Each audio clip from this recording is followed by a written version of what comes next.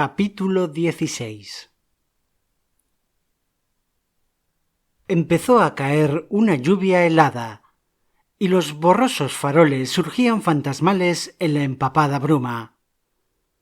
Los cafés cerraban en aquel momento, y hombres y mujeres, de aspecto sombrío, se agolpaban en desordenados grupos junto a sus puertas. De algunos bares salían horribles risotadas, y en otros los borrachos alborotaban y aullaban.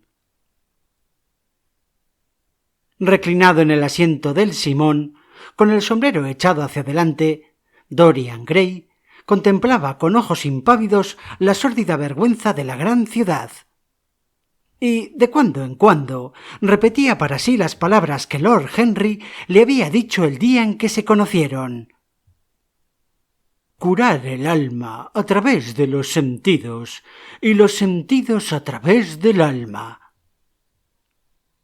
Sí, ese era el secreto. Lo había probado con frecuencia y volvería a probarlo ahora. Había fumaderos de opio en los que podía comprarse el olvido, horrendas guaridas en las que el recuerdo de antiguos pecados podía destruirse con la locura de pecados nuevos.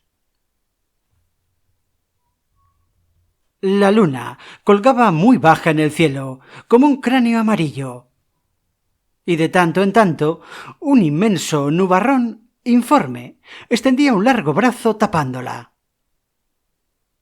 Los faroles poco a poco disminuyeron, y las calles cada vez eran más estrechas y más tenebrosas. Una de las veces el cochero perdió el camino y hubo de retroceder hasta media milla. Un vaho ascendía del caballo que reventaba a su paso los charcos, y la bruma cubría de un gris franela los cristales del Simón. Curar el alma a través de los sentidos y los sentidos a través del alma. ¿Cómo resonaban aquellas palabras en sus oídos? Y su alma estaba mortalmente enferma. ¿Sería cierto que los sentidos podían curarla? Se había derramado sangre inocente. ¿Cómo podría expiar aquello? No había expiación posible. Pero aunque el perdón fuese inalcanzable, aún le quedaba el olvido. Y él estaba decidido a olvidar, a borrar todo aquello, a aplastarlo como se aplasta una víbora que te ha mordido.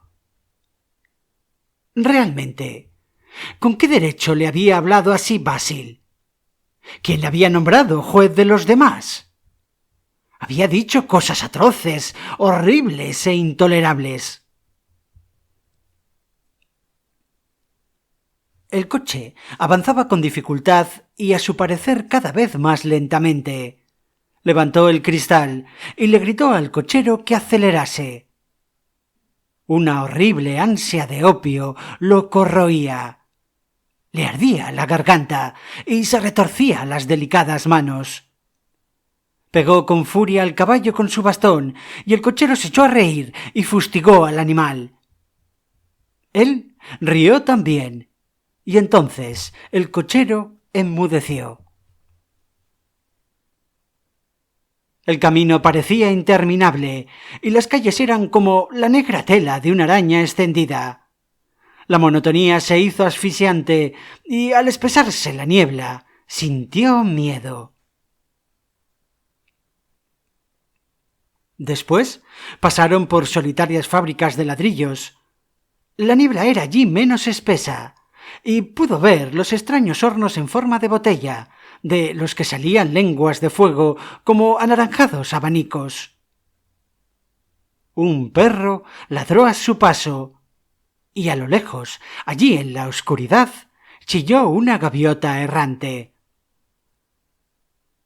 El caballo tropezó en un bache, después se desvió a un lado y empezó a galopar. Al cabo de un rato dejaron atrás el camino embarrado y pasaron ruidosamente por calles mal empedradas. La mayoría de las ventanas que allí había estaban oscuras, pero aquí y allá se perfilaban fantásticas sombras tras las persianas todavía iluminadas. Él las contempló con curiosidad. Se agitaban como monstruosas marionetas y gesticulaban como cosas vivas. Las odió. Una rabia sorda le invadía el corazón. Al dar la vuelta a una esquina, una mujer les gritó algo desde una puerta abierta. Incluso 2 hombres corrieron detrás del coche unos 100 metros. Pero el cochero los azotó con el látigo. Dicen que la pasión le hace a uno pensar como en un círculo. Y, de hecho, con una horrible reiteración, los labios de Dorian Gray formaban y volvían a formar las sutiles palabras que hablaban del alma y de los sentidos, hasta que halló en ello, por decirlo así, la plena expresión de su estado de ánimo, y justificó por medio del intelecto pasiones que, sin esa justificación, hubiesen seguido dominando su humor.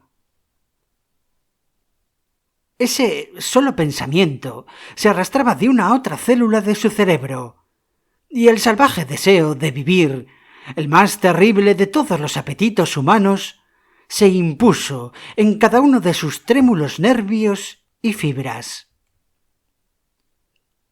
La fealdad, que tantas veces había detestado porque hacía las cosas reales, le resultó ahora grata por esa misma razón. La fealdad era lo único real.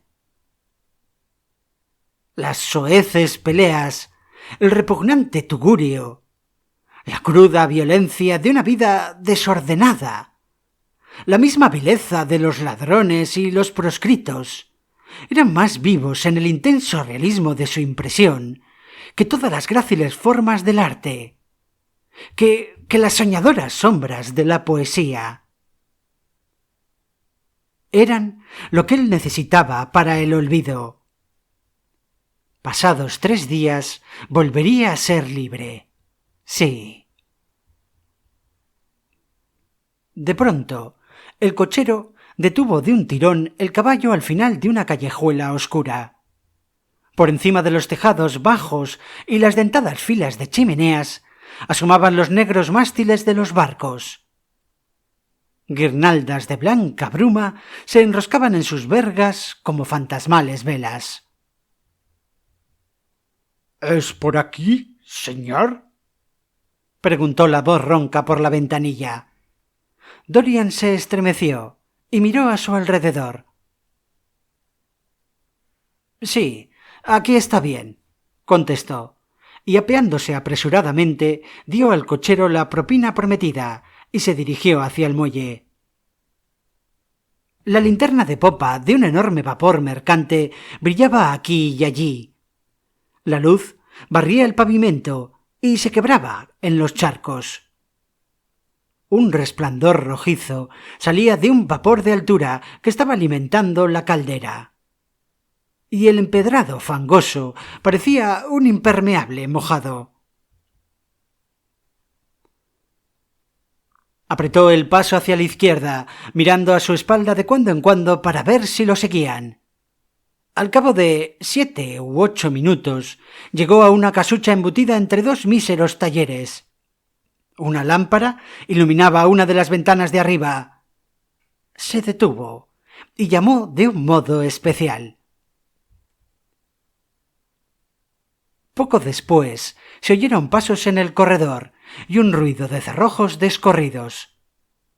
La puerta se abrió silenciosamente y él entró, sin decir palabra, a la informe y rechoncha figura que se aplastó en la sombra al entrar él.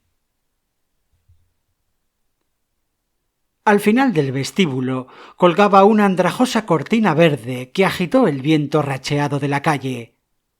La apartó y entró en un cuarto alargado y de techo bajo que parecía un salón de baile de tercera fila.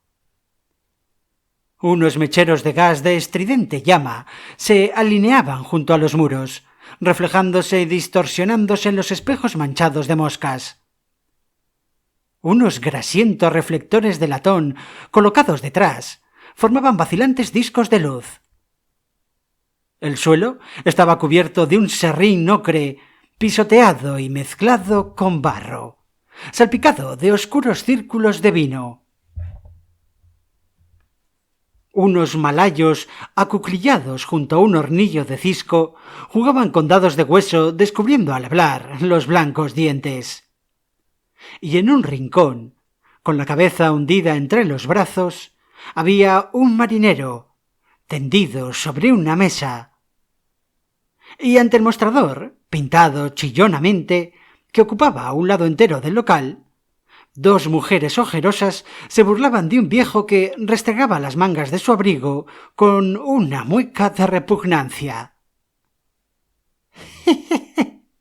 «¿Cree que tiene hormigas rojas en la ropa?», dijo riendo una de ellas al pasar Dorian. El hombre las miró aterrorizado y empezó a sollozar. Al final de la sala había una escalera que llevaba a un cuarto oscuro. Mientras subía apresuradamente los 3 peldaños desvencijados, llegó hasta él un fuerte olor a opio. Lanzó un profundo suspiro y las aletas de su nariz vibraron de placer. Al entrar, un joven de lacios cabellos rubios, inclinado sobre una lámpara en la que encendía una larga y delgada pipa, lo miró y saludó vacilante. «¿Tú aquí, Adrian?», musitó Dorian. «¿En qué otro sitio iba a estar?», respondió lánguidamente. «Ninguno de los muchachos me habla». «Pensé que te habías marchado de Inglaterra». «Darlington no va a hacer nada. Al final, mi hermano pagó la letra. George tampoco me habla. No me importa», añadió suspirando. «Con esto, uno no necesita amigos. Creo que yo he tenido demasiados». Dorian se estremeció y miró a su alrededor las figuras grotescas que yacían en extrañas posturas sobre harapientos colchones. Los miembros torcidos, las bocas abiertas, la mirada fija y sin brillo, le fascinaban. Sabía en qué extraños cielos estaban sufriendo y qué sombríos infiernos les enseñaban el secreto de un nuevo goce. Estaban mejor que él. Él era prisionero del pensamiento. La memoria, como una horrible dolencia, se estaba cebando en su alma.